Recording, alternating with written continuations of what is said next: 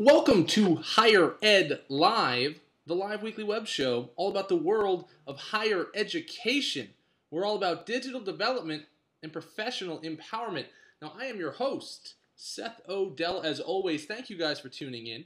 If you folks are out there, let me know if we are actually live. Hearing from folks that some people are having a good experience, some are not, and some are not seeing us, some are. So please tweet me with the hashtag HigherEdLive and let me know that I am talking to somebody. So I certainly hope you guys are out there. As we get into the show, I want to always say thank you to our wonderful sponsors. Integral are the creators of the Schools app on Facebook. You should check out their webinar series about how they can help you leverage Facebook to increase yield and retention. That happens this Friday at 2 p.m. Eastern Time, and we're sending a tweet out with that link in just a moment in case you want to check it out. Also, just want to say thank you so much to OmniUpdate, the leading web content management system provider for higher education. The company's web CMS OU campus is secure and scalable with great tools and features, deployment flexibility, and an awesome user community. In fact, it was the highest ranked CMS in customer satisfaction in a 2010.edu Guru survey. So, if you need a CMS, check it out, omniupdate.com. All right, guys, we are back.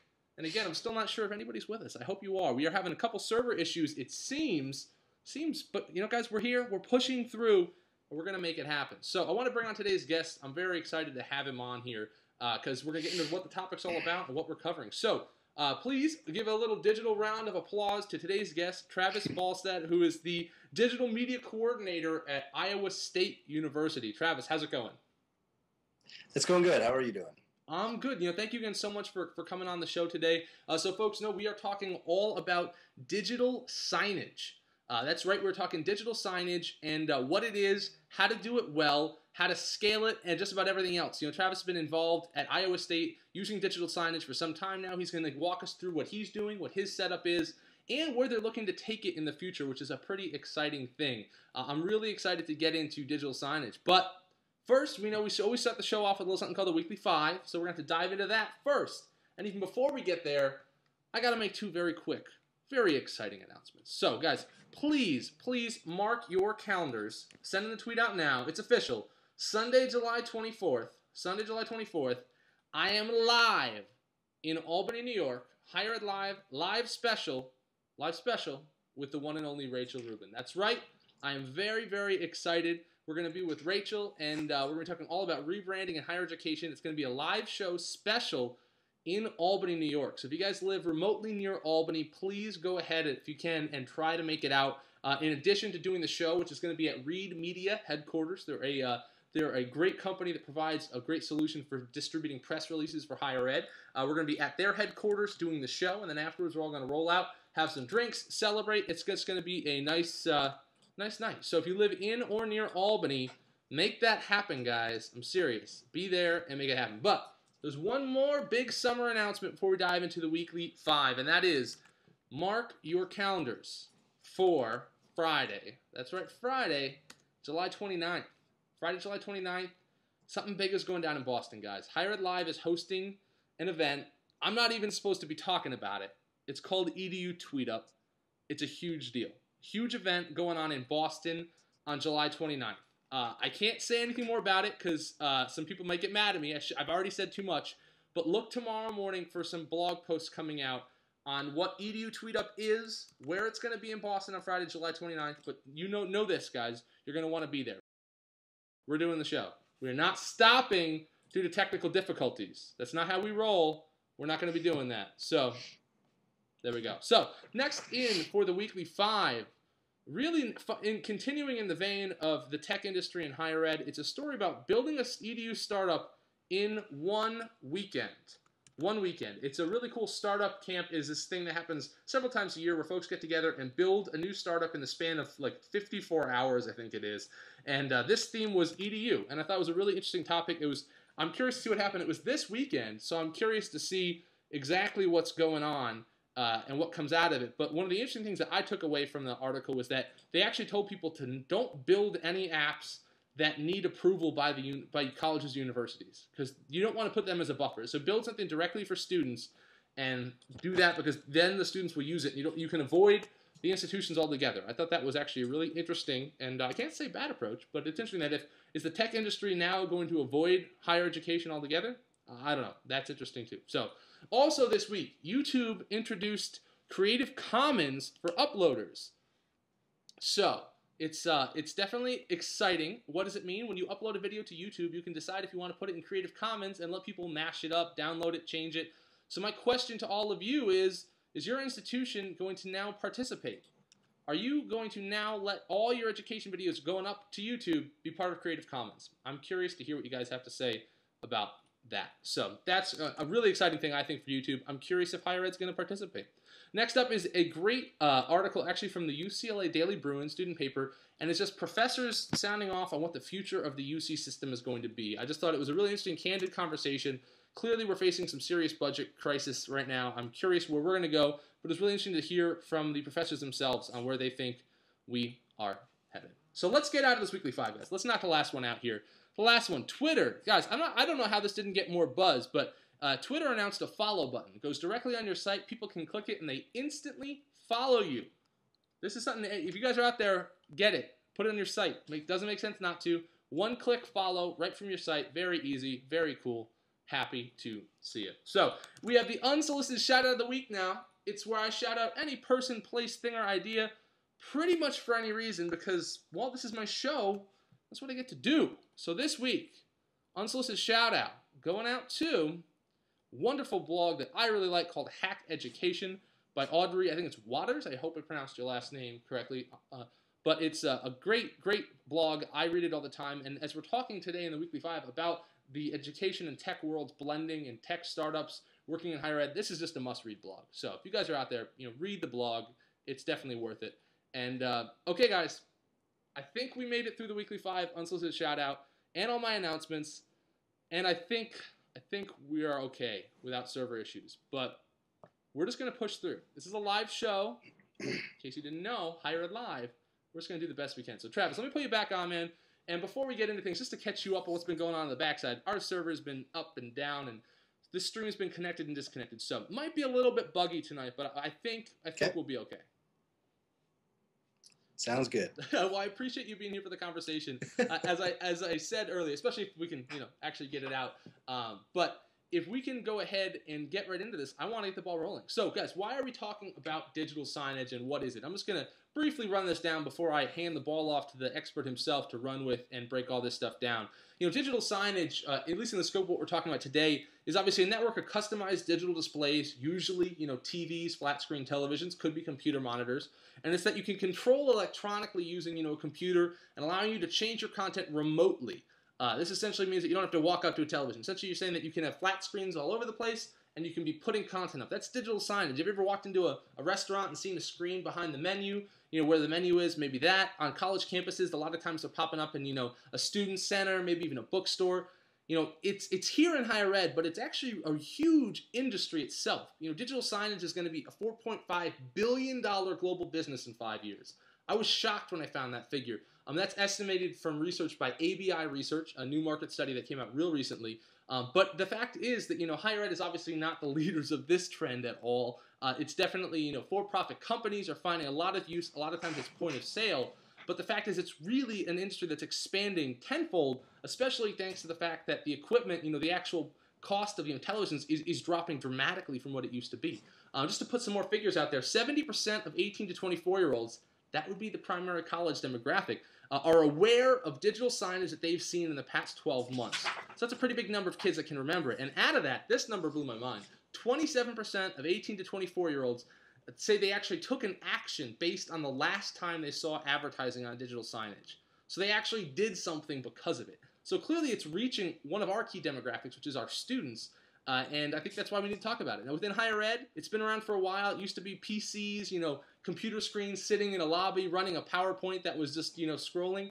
It's been around, but we really are just scratching the surface of what we can do with digital signage. You might see it in dining halls, fitness centers, bookstores, but you're not seeing it utilized correctly in a lot of cases. It's usually decentralized on campus, and it's just not where it needs to be. So what we're talking about tonight, we're going to talk about what digital signage is, why it's so important, how it works. And to do that, I wanted to bring on somebody who's doing a great job with it right now in higher ed. So again, that's why our guest tonight is Travis Ballstadt, Digital, I lost your title here for a second. Let's get this title right. Digital Media Coordinator, there we go, Iowa State University. So Travis, again, guys, HigherEdLive, if you have any questions, comments. But Travis, as we get into the conversation tonight, can you tell me a little bit about what your setup is and what you guys are doing with digital signage at Iowa State before we get into the nitty gritty and all the details? Okay. And actually, I want to start off by mentioning one other type of digital signage that I forgot to even mention when we were talking before the show. Mm-hmm. I'm guessing we're not the only college campus with computer labs. We control all the screensavers for those, and in a couple clicks of a button, we can add an updated message to all the computers in all of our computer labs. That is a really good point, and especially because of how many students use that and the way they use it and how often. Because what we're going to talk about tonight is eyeballs. Where is students' attention already? But that is a totally underutilized opportunity. Screensavers. You better not be having a screensaver that goes up with little swirly stars or anything. That's an opportunity to deliver a message. That's a great point. That's a really good point. That is another use of digital signage, another place to find it. Yeah, screensavers and desktop wallpapers. So totally. We've been using those for the last year, and it's been very effective for us. So, but yeah, basically our setup. I work primarily for the College of Engineering at Iowa State. We have about a dozen. They're about 46-inch HD plasma displays. We have them across campus. All of us, it's basically a campus-wide license of the 4Winds software. We use that for programming them. I'm in charge of the dozen or so that we have in the College of Engineering. With our software, I could program them all from one computer, from one central location, but we tend to go, I upload a bunch of content to a server, let people know what's up there, what it's about, and the communicators within the different departments are able to pick and choose the content they want to display. So we have the template we have it laid out in is we've got the biggest display for most of them is video. We've got a couple smaller displays on the side for different graphics. One of them is primarily an events calendar.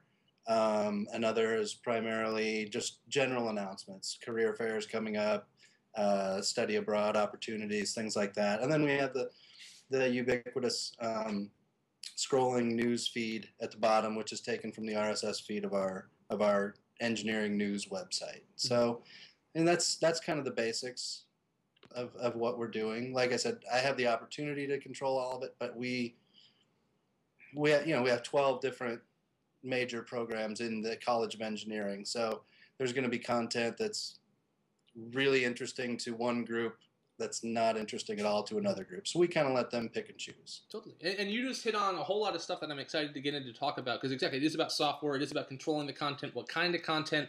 It does seem that you guys have a pretty nice, robust setup, all things considered, especially so folks know I really want to talk to Travis because it's not focused on fitness centers and dining halls, and we're going to talk about some of that stuff tonight, but, where I really see digital signage having legs is getting it out of those places where we're maybe already seeing it now and getting a little more creative. So, one of the first things you have to think about when you talk about digital signage is obviously hardware. Physically, how are you going to display this stuff? So, what are you guys using? I mean, right now, again, I still see places on campus that are using PC, at PC screens essentially, but really flat screen TVs seem to be where it's at. Have you guys made that transition to flat screen televisions? Yes. Yeah, all of our screens are approximately 46-inch plasma displays. They're video displays. Cool. Now, what's the cost on something like that? I mean, I think it's safe to say that this is a shift, and part of the reason probably why digital signage is growing as an industry is just maybe the cost, because you're talking about 46-inch flat screen. That's a big investment a few years ago, but now I mean you can get that for $600-700 quite easily, it seems. So I mean, it's just a big cost burden for you guys. I'm sure when they initially installed them across campus, they were substantially more expensive than they are today. But and you mentioned the $500-700 displays. Those are great if that's what fits your budget. We tend to move for the professional level displays. Mm-hmm. For our primary purpose in that is the power button is easier to make it so the passerby can't just turn the TV off as they go by. People think that's funny. So I hate to laugh now, but because but that's something that I never really thought about until we were talking just before the show. That you were saying that a big issue with picking a television, picking hardware is where's the power button? Because there's a lot of people that's going to walk by and boop, just turn it off, and that's a problem I hadn't thought about, but one that you definitely should consider when making a hardware purchase. That's a good point. Right. So. And the volume buttons as well, because I remember being 12 years old at Best Buy, cranking up all of the receivers and turning them off, so when someone came in and turned them on, it was full blast. Yeah. So it still happens. No, we're talking about hardware. Before we get into talking about all the content and best practices for content creation, let's talk software. This is one of the big things that, how do you the beauty of digital signage is that you can sit at a computer and update signage from all over the place. Not just necessarily in your building, all over campus. You can do it with a click of a button. It's very easy to update. And that's, really the beauty of one action with, multiple points of distribution and making it very quick. So, what is your software solution that you guys are using right now? And then maybe we'll dive into what some other options are for folks as well. Well, like I said, it's the Four Winds Interactive Content Management System. Sorry, my phone's ringing. Four Winds Interactive. It's basically, when I log in on my computer, I can see all the different displays on our network within the College of Engineering. Each display has just a basic Dell PC connected to it to run the client software. But yeah, it connects to it, and I can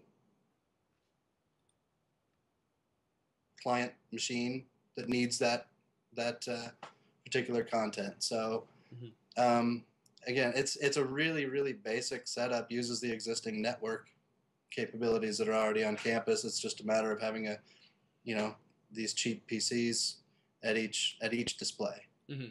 And that's a good point. That it is. I found too that folks are doing a lot in-house and a lot of different ways for a software backend. Those folks I know that are using WordPress and pushing out. There are folks that are simply using a PowerPoint solution. I know folks at UCLA, one area where they're actually just putting a Mac Mini essentially with every television, and then it's pulling off the network to control it. So there's a lot of solutions for software if you want to do it yourself. So that's the first thing I want to get right out there now, guys. If you haven't tackled digital signage yet, you can do it yourself with whatever your current setup is. It's pretty easy to find a solution, like the one Travis is talking about, or using even WordPress, or using something else to make this happen. But there are also, other solutions as well that aren't just in-house. So, before we move on, Travis, I'm just going to briefly, intro a couple. Maybe you've heard of them too.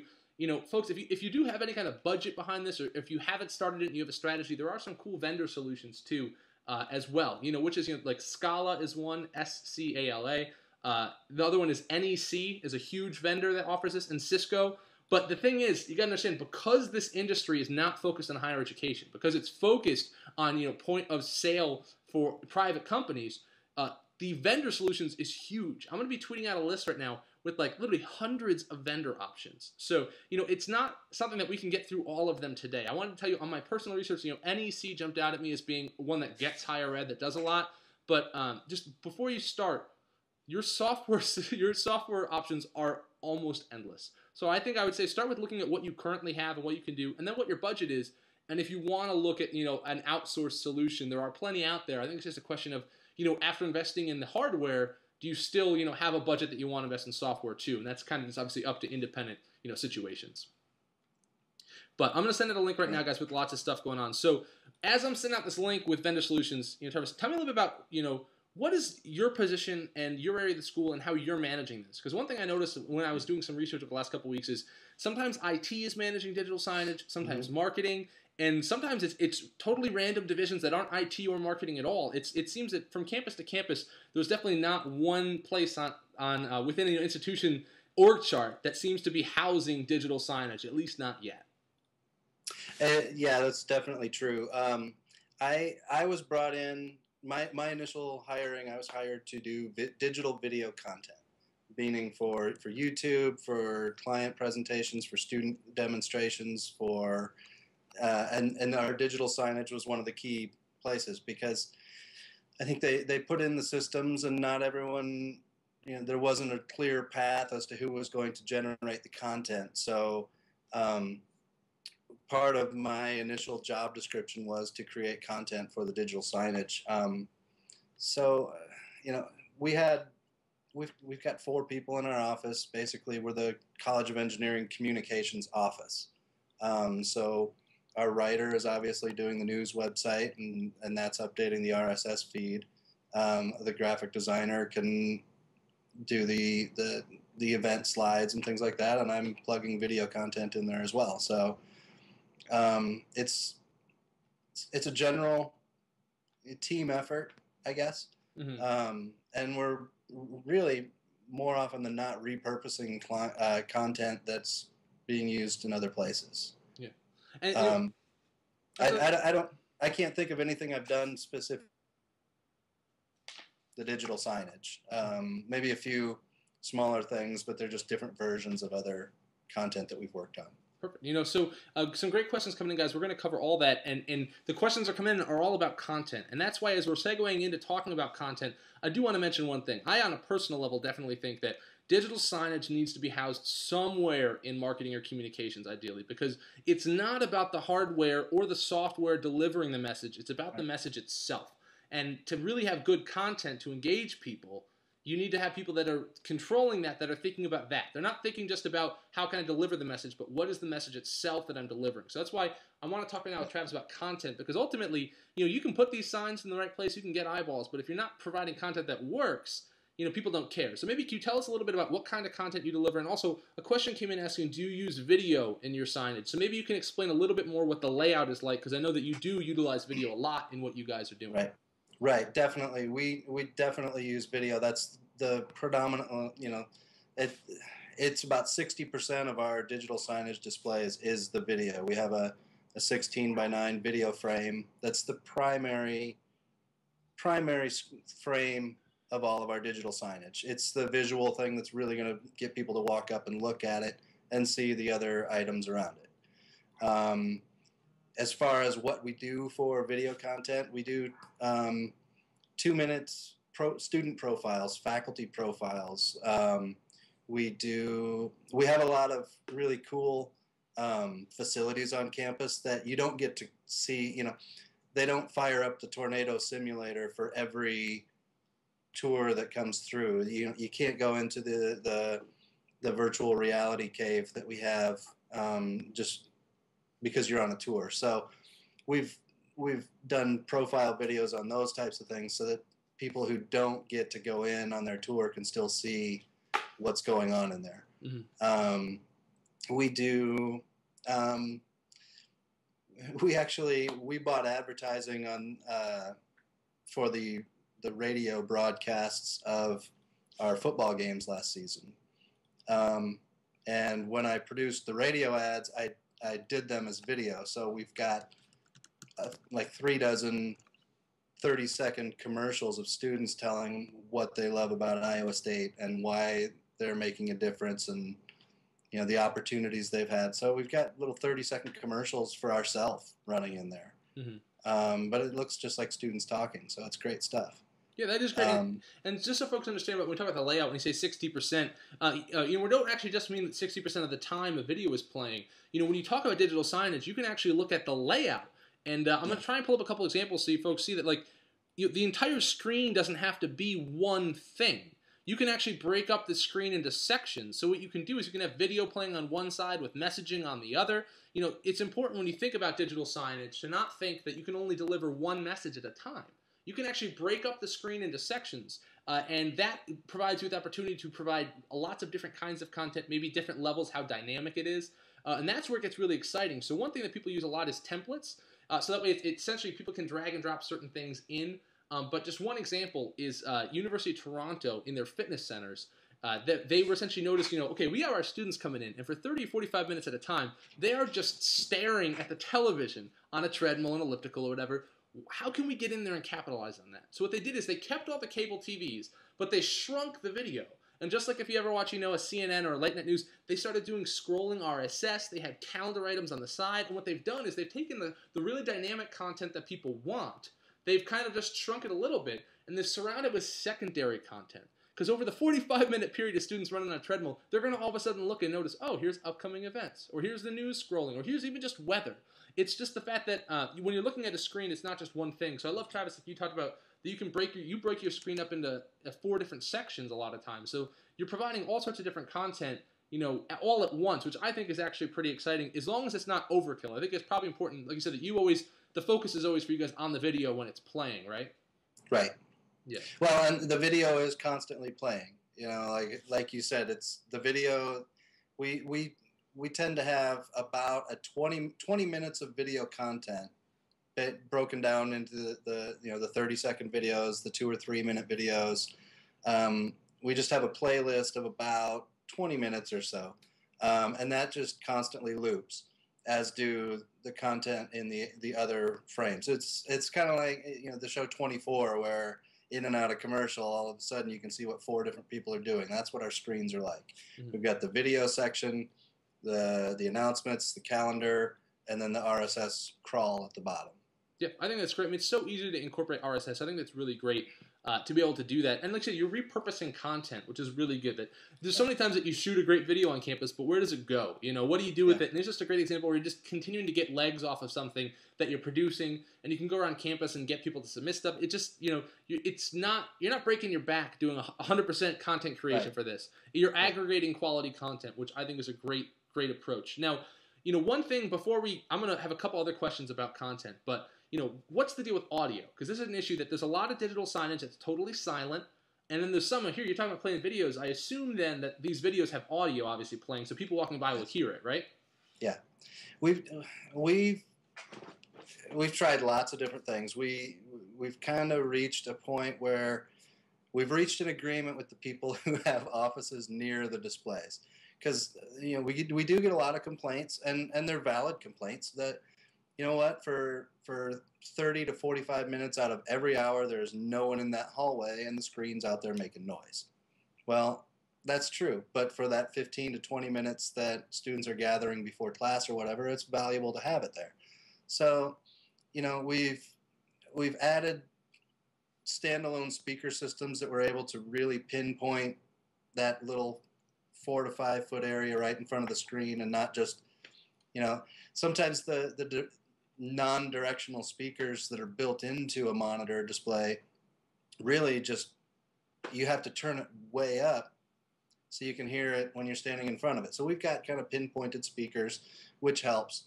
We've also done creative programming, and the software that we use is actually it's really easy to use right out of the gate, but when you start really programming into it, it's very powerful as well. So, you know, we basically, like for example, the display that's in our main administrative building where my office is, it's kind of our main display, I guess. It's where the dean's office is, the student center, all the big administrative offices are in this building, and it's right inside the main entrance. This is also where tours gather. So it's a great place for us to have this screen and get this message out, because, you know, parents and their high school age kids are on the campus, and they come in half hour early for their tour to make sure they don't miss it. Well, that's a half hour that we can just sit here and market to them. But at the same time, they're starting the tour right here where the display is, and when the sound is going, it's distracting when they're trying to introduce themselves and talk about the college and where we're getting ready to go. So in their software, we just went in, we programmed, and they tell us every semester, okay, we've got a tour that starts at 10, a tour that starts at noon, and a tour that starts at 3. Okay? So from 5 minutes to 10 and to about a quarter after 10, we pull out all the videos with sound, and we run some that don't have sound. From, you know, and just for the little 20-minute length when any tour is starting, we just play silent videos, and it's been a lot of give and take on both parts, but I think we've reached a pretty good system, I guess. You know, while you bring that up, it actually is somewhat answering directly a great question coming in from Mike Petroff, which is, Mike writes, you know, how do you balance digital signage for different audiences? You know, tours versus current students, etc. So one thing you just mentioned, now this is an audio solution, but it's the same thing, which is just timing. That you can, you know, you don't have to put the same thing out all the time. So one is doing your best, probably, I would assume, to estimate who's going to be at this place at the right time. And I would say that that's one of the first steps. is placement. Where do you put these signs? And also, when you do, you should know exactly who is going to be there and when. You really, I'm not kidding, sit out there with a clipboard, talk to people, find out. Because, am I right that, once you identify what audience is going to be where, you can kind of set up some checks and balances, including timing, to make sure that the message you're delivering is not maybe the same at 8 in the morning as it is at 5 p.m. or on a weekend or before a sporting event. Right. Yeah, so I think that seems exciting to me, that you can get that customized with it. But how much have you guys done with that? Have you thought about, who's in front of this sign when? Is it, obviously your audience isn't going to be the same from building to building. We have, more often than, with time, yeah, we've got those points where there's the tour, but, most of our buildings are kind of broken up between, our building is about probably 85 to 90% administration and student services. So I think there's one large lecture hall and 2 smaller classrooms. So we're not, we're not marketing so much on this screen per se for the current student, except for the current student who is going to the career services office or to the study abroad office. So, it's not kind of the general, hey, there's this going on. It's really specific towards prospective students, also corporate partners. When a corporate partner donates money for a new lab, boy, you can bet that video about the new lab is going to be on this, because it's 25 yards from the dean's office, and they're going to walk right by it when they come to visit next time. So. Yeah. I think placement is really important, and think about that. Just one example at UCLA, at our Anderson School of Business, outside of every major event space, they have some large event rooms. They have flat screen TVs turned on their sides, so they're vertical, and it just runs a calendar of the upcoming events in that room, and then pointing you to other events at Anderson around the area, including a link and a QR code to the mobile version of their calendar. It's just really clever that the audience, who's going to be standing outside an auditorium, people that are attending events here. If they're attending events here, they may want to attend other events. So that was a really clever thing that they did about acknowledging the audience where. But so far, I got to say one thing. Mike Petroff says he'd love it if digital signage could be touchscreen. Good news, Mike Petroff. It absolutely can. And that's right. Today's guest, Travis Ballstadt, knows all about touchscreen digital signage, because in fact they're working on something right now. So Travis, it's a better time than ever to dive in. Why don't you tell Mike Petroff and everybody else what you guys have in the works to actually introduce touch screen digital signage to the college campus? I think that's awesome.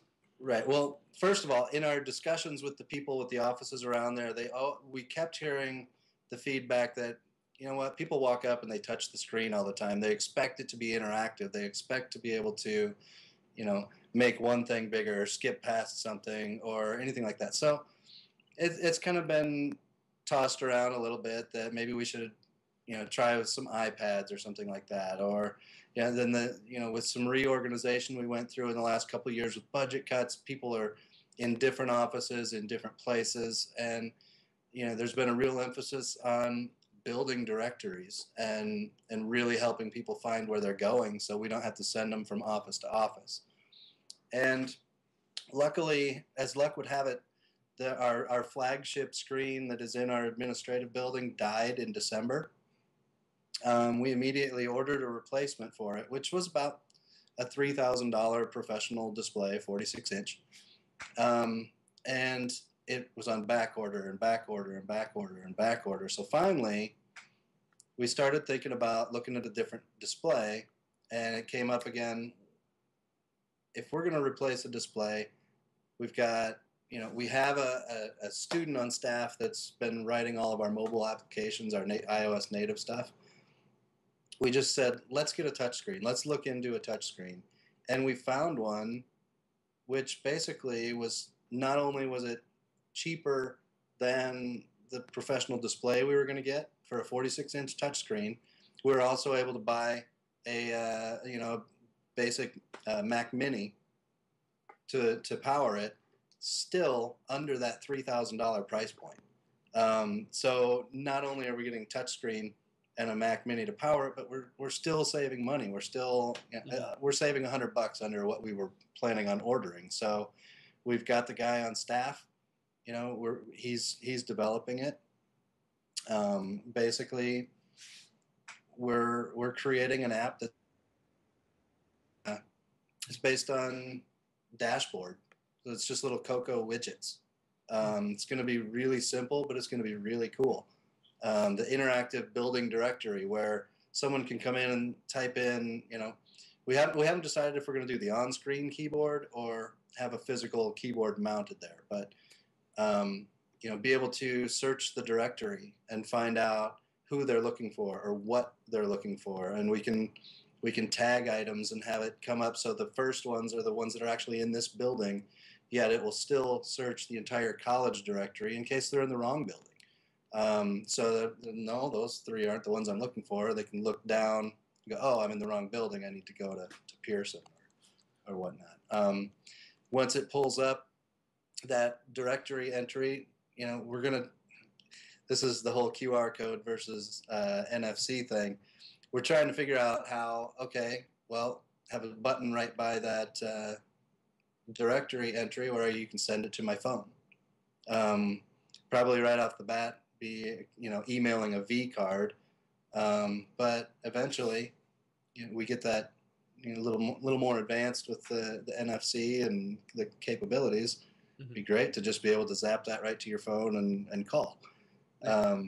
I gotta say, when you talk about talking stuff, it's amazing the potential with touchscreen digital signage, and that's why I do want to make one point too that digital signage is not just about obviously marketing. There's several kind of things that you can do. One is obviously campus safety, simply having it in place, and that, by the way, I would make an argument if you want budget. It's really important in campus safety when cell service is going to be down. Students might not be able to get a text message if there really is something going on, especially if you live in an area that faces natural disaster where cell service is not out. It's a great chance to be able to reach people. But you also have something simple as directional signage. Imagine if you walked into a lobby and you did have a touch screen of the campus map and touch where you want to go or touch the name in the directory. We'll pull it up on the map and we'll show you. That is really a relatively simple thing to do, but would be really dynamic, really exciting for people. So, the touchscreen options, you could do some really, really cool stuff with. I think that's really exciting. And it does bring it into thinking about, how it's campus maps. It's a lot of other things than just marketing material, obviously. Right. And it also solves another problem where, you could, with what we have now, we could do motion sensing or anything like that. But what we can do now is, hey, you know what? If no one's touched this screen in 10 minutes, we can bring up a screensaver that's silent and solve that ambient noise problem that we hear so much about with the current displays. It goes to a screensaver and it says touch screen to begin, and when someone else wants to see what's on there, they go up and they touch it. Absolutely. And then there's every time I meet with our developer and talk about this, we come up with more ideas and why it's so much better. So we're really excited, hoping to have something in place by the start of the fall semester. That's awesome. I think that's great. And one thing else to note about content is, I really would take both a macro and micro approach. Ideally, you can have a lot of content that fits with everybody. So start with that. Start with what's the kind of content that resonates with multiple audiences. And then from there, wean down to, okay, when is campus tour? Let's target them. Or as Travis said, where are parents sitting waiting for the tour to start with their kids for 30 minutes? Okay, then we'll target them. So I think, best approach for content is to take a macro look and then funnel it into micro with let's target our specific audiences, especially ones we're really trying to reach. But as we're on the topic of content, I want to say that, it's not just content that you create. There are other solutions out there. And this is what you're probably seeing on your campus. Do you guys have a dining hall that has MTVU playing, for instance? There's a whole other arena in digital signage that's free content. MTVU, NBC on campus, TUN, Zelo TV. These are all solutions where people will come in and essentially, for the most part, pay for the hardware, set you up, and then they play their content. And a lot of times we'll share a very small amount of the revenue with you. So that's interesting. That brings up two things in my eyes. One is you don't have to be the only content creator. But the other one is revenue. And I do want to have a short conversation about revenue generation because a lot of folks don't know that in this day and age, when higher ed is desperate for money, you can make money with your digital signage. You can make it by doing the MTVU thing, but I don't like that very much. Why? Because it's not your content. The other way is, just like you can do Google AdWords and have ads pop up online, there are ad networks specifically for digital signage. So what you could do is put your own digital signage, eat the cost of the hardware, put it in a fitness center, or maybe put it in a cafeteria, in a dining hall, or in the student center somewhere else, run your own content, but then frequently run advertisements every 5 minutes, run a 30-second ad like it's on television. You can get up to 40% off those ads coming in. You can get pennies per person sitting and watching. It's amazing the ad revenue sharing that's available with some ad networks. So I'm going to share that and put that out there. I'll send out some links. I know that's kind of controversial. I'm not actually saying you should do that, but if your campus is desperate for money, this is an opportunity to generate revenue. So that's a whole nother arena with digital signage that a lot of folks, I actually haven't seen anybody in higher ed touch on it for the most part, besides having those MTVU TVs in a dining hall, for instance. So that's another thing to consider altogether. But, I don't know, Travis, obviously, I assume maybe you'll agree with me that the problem I think with that revenue stuff is you would need a centralized approach to digital signage, and that's really what we're not seeing at all in our industry right now is the fact that wherever digital signage is, it's school by school basis. The cafeteria is doing it on their own, the bookstore is doing it on their own. If you wanted to make revenue, if you wanted to do anything, you'd have to centralize. But revenue even aside, I do think a centralized approach would be best. But I mean, it would obviously be a huge challenge just to pull off, I would assume. Yeah, definitely, and I think it's also really dependent on what building these particular displays are in. I don't see the possibility of selling ads on a display in an academic building. However, in the dining halls, the student centers, the rec center, man, I'd have to say that I don't see why we wouldn't do it, because budgets are so tight and it is revenue. And how many of those screens are just playing ESPN or CNN, and there are ads out there anyway that these students are being put through. Why don't we sell our own advertisements? Yeah, absolutely. There's a lot of potential. Exactly. That's a whole other thing. You could even do on-campus advertising. There's a lot of solutions out there. And the bottom line is it's about taking control of the attention that's out there. I mean, our students are out there anyway, and they're already, looking. They're already in the fitness centers, in the bookstores, and there's a lot of potential. When I'm going to pull some things, you see touch screens out there. Again, this stuff is really big in the private sector because it just grabs people's attention. People notice this stuff. They look at it. So, higher ed is at a point now where it's tough to capitalize on this simply because who's going to pay for it. But when you're looking at this stuff, remember that, if you need to, you can get it paid for by companies like MTVU or NBC. If you want to make revenue on it, you can using several different ad networks on digital signage. You can get in to get televisions now very cheap. If you want to do something cheap, there's a lot of ways to enter this space. But to me, it just seems, it makes sense. People are already there, and I think it has to fall on, who in your marketing division is trying to market to students. And at the end of the day, almost all of us, if we work in marketing, are trying to reach current students. And here's just a great potential.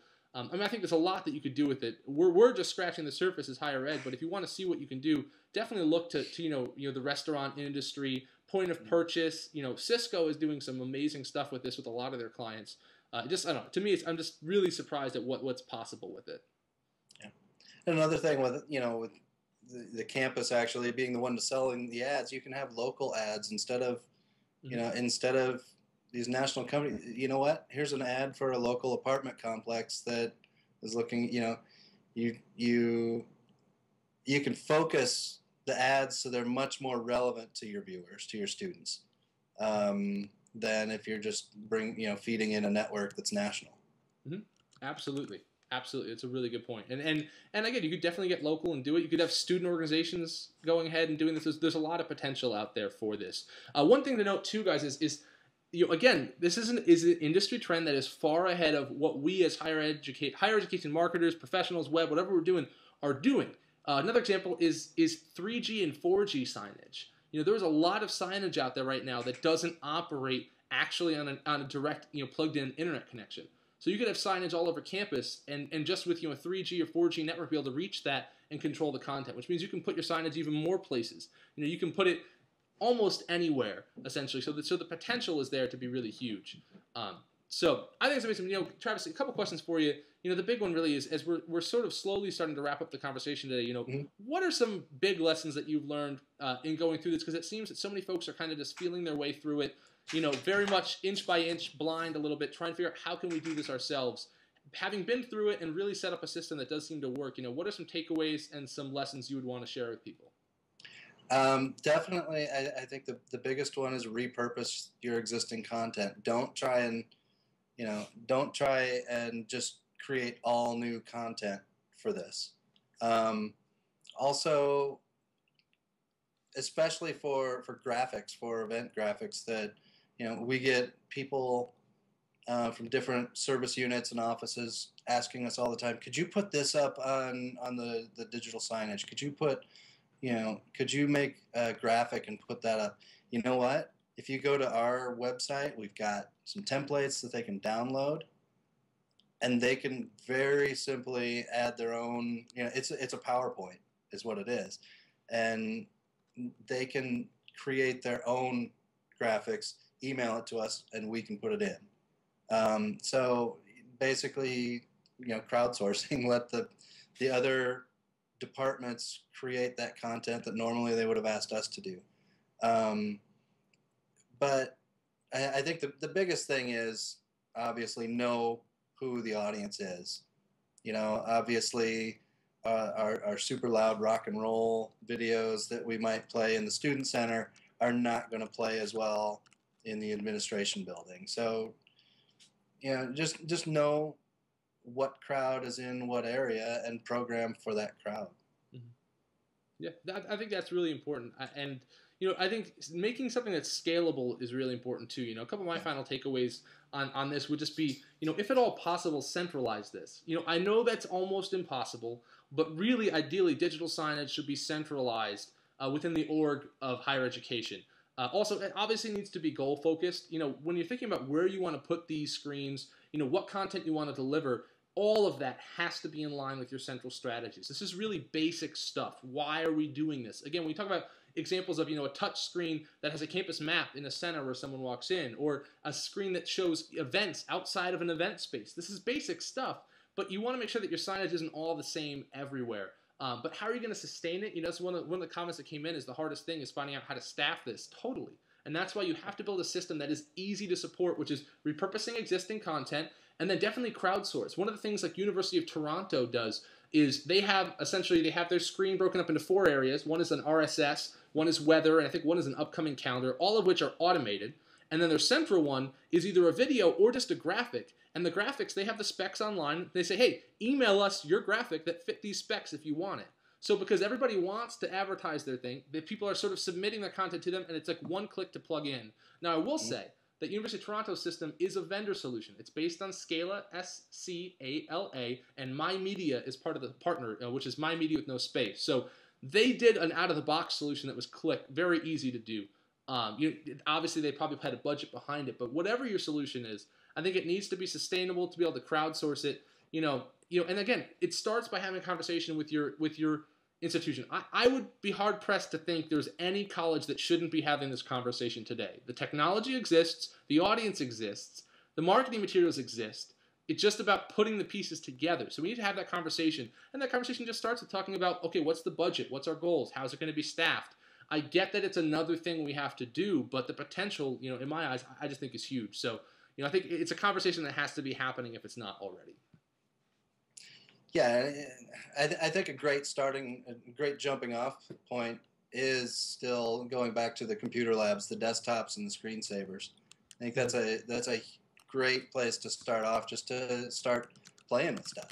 Find out what kind of links the students want to click on, and base your content as you move towards full digital signage on what they're clicking on those.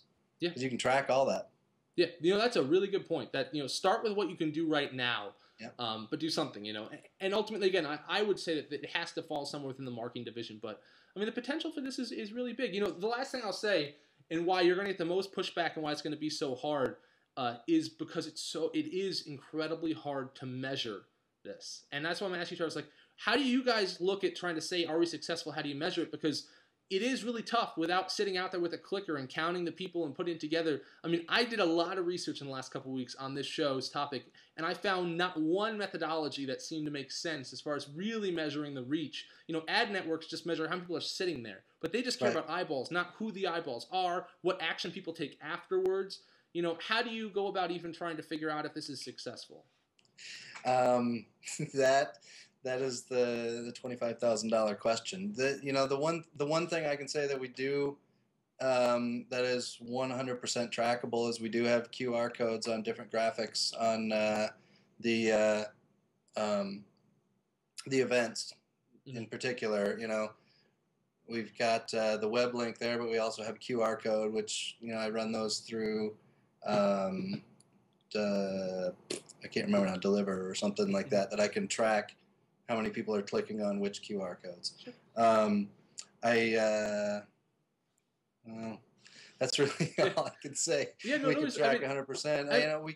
And I'll say I took some flack with Michael Freenan last week for having a conversation about QR codes, but I will say I have used them on digital signage. I have. Mm-hmm. And I would say that, in a lot of ways, like a lot of social media, I think the way to measure it is not going to be directly just with numbers. It's going to be like you measure PR. It's going to be going out and talking to people, surveying people. You do a tour, asking people afterwards in some kind of, final, survey after the tour. Did you notice any signage? It's going to be anecdotal. Right. I think success will be anecdotal in this case, but I would be hard-pressed to say it's not worth the time. If you have this many people sitting around watching and staring, your message is going to get there. A lot of what we do as marketers isn't directly a numbers game. A lot of what we do with the web accounts isn't just numbers game. It's not just about visitors or clicks or anything. So ultimately, I think it'll be anecdotal. But maybe that's why you start small and scale. But I think this is the kind of thing that is worth investing in. Yeah, and I guess another thing that it's somewhat attributable. We started rolling out check-in here on Foursquare slides in the signage.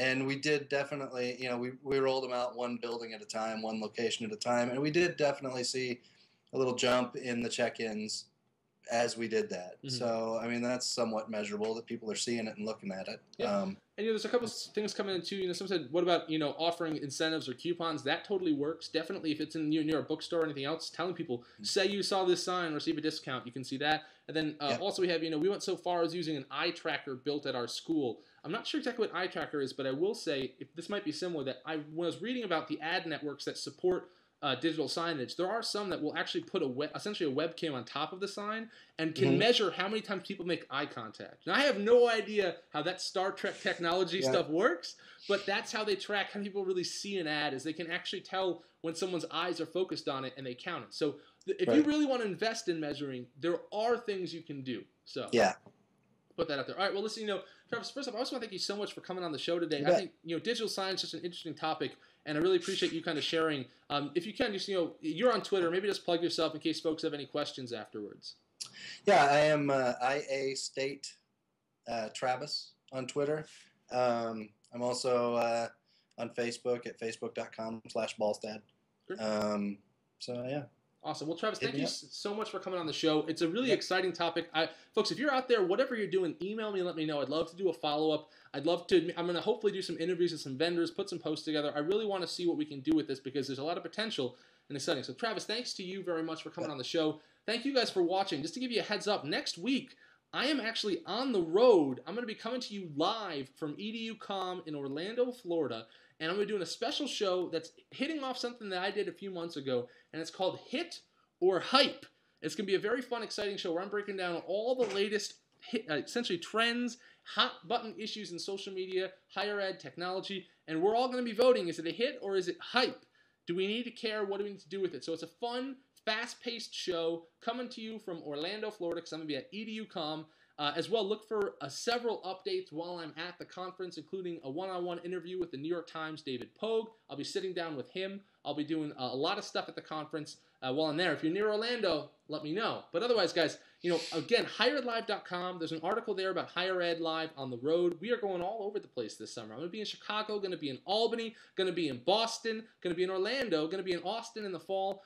Wherever we are, if you can find me, beer's on me. I got tons of HigherEdLive stickers and swag and t-shirts. I'm happy to hook you guys up. I want to meet you. So I'm going to send the link out again. I am live July 24th. It's a Sunday with the one and only Rachel Rubin in Albany, New York at Reed Media headquarters. Come hang out. We're going to have a big live studio audience while we're broadcasting. We're going to go out for drinks afterwards. And Friday, July 29th, be in Boston. I don't care where you live. Be in Boston for EDU Tweet Up. What is EDU Tweet Up? I can't tell you, but I can tell you tomorrow. Big announcement coming tomorrow. If you want to know more, bug Mike Petroff. Maybe he'll spill the beans. But for now, I'm holding off. But it's going to be a huge higher event, July 29th. So that's about it for me, guys. Please keep in touch. I'll be all over the place. I want to meet you. I want to hang out. Thank you so much for watching. I really do appreciate it. And until next time, I'll see you next week in Orlando, Florida from EduCom 2011. Take care.